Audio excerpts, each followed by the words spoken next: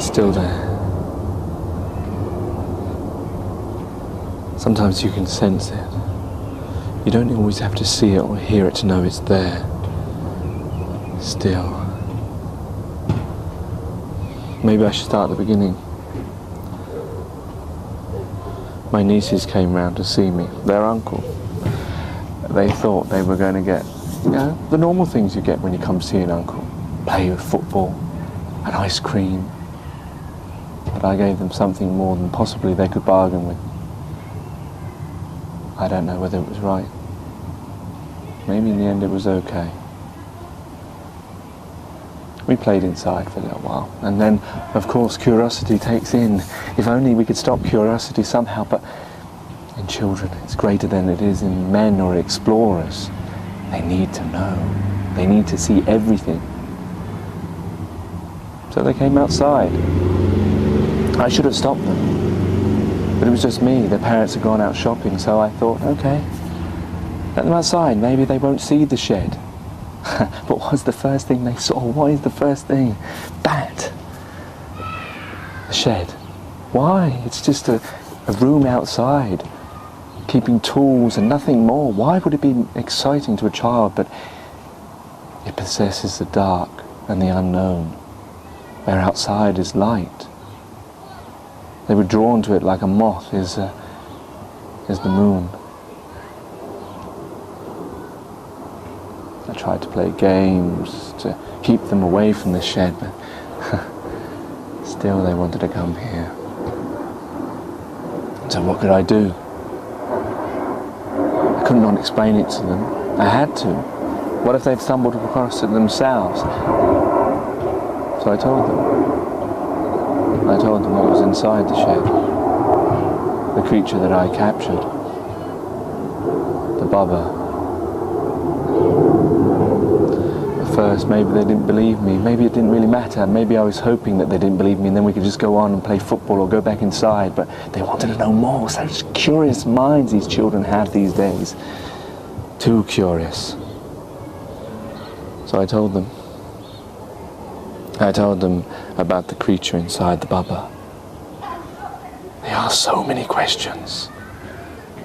We stood back there in the corner. I can see us now as if we're there. They asked me, what does he look like? So I told them. I told them, very large legs, extremely large legs, but very small arms and hands. That was why I couldn't escape. I only had a small lock on the shed. I still only have a small lock on the shed.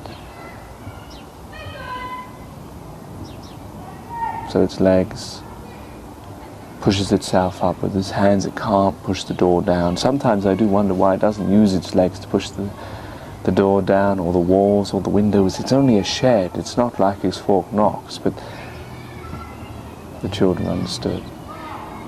They understood perhaps better than man can.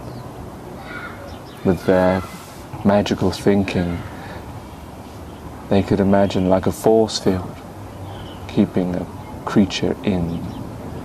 Some magical words that keep it there. So just a shed, it didn't matter to them that it was only wood and nails. They asked more questions about the creature, but how it looked, how it knew. You see, when we came, there was a noise inside the shed. I heard it. I thought they didn't, but they did as well. So I told them that it had a very bad sight, an extremely big nose. They joked that so did I. At that moment I thought maybe I could get them away from here, make it out as a joke and just go on inside, but they weren't having any of it. They wanted to know more. I told them that it could smell very well, that it probably could smell us now as we sat there and the shed was only there, that it couldn't see us, that we could walk as quietly as possible. It wouldn't be able to see us, not be able to hear us.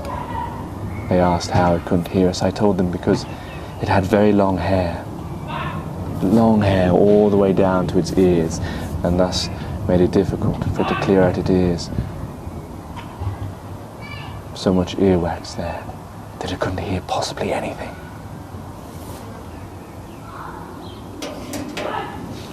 So there we were, sitting across there, and then it made another sound. I heard it.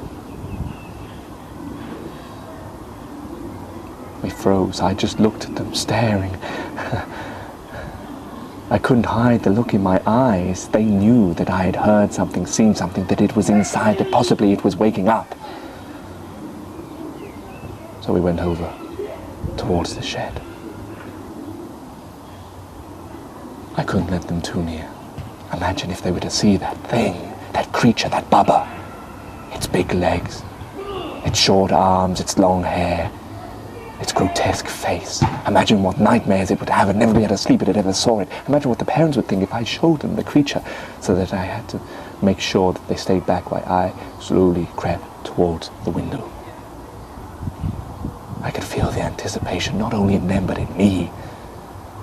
I got closer and closer to the window, and I peered through. The window was dirty and musky.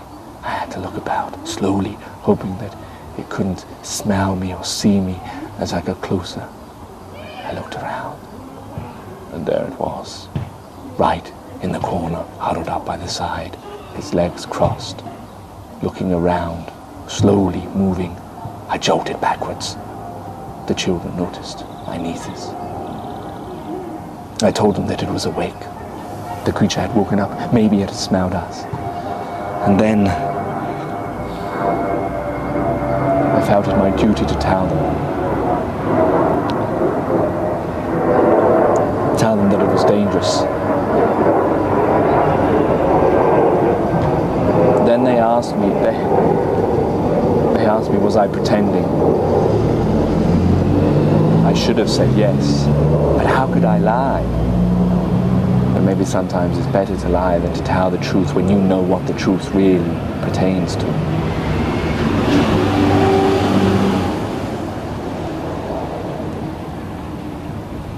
So they asked me, thinking that I was joking still. They thought like them,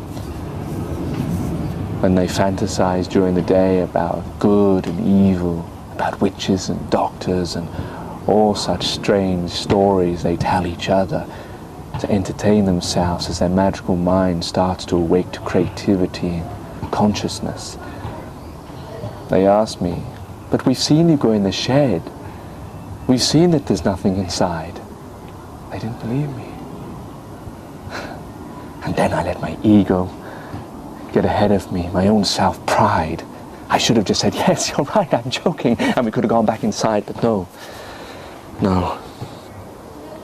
I let my self-pride, as if they were testing my honesty. So I told them no. I explained to them.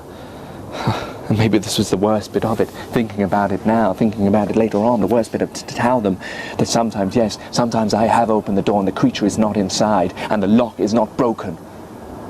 So they asked me, how does it get out then if the lock is not broken and the shed is still in one piece? How does it get out?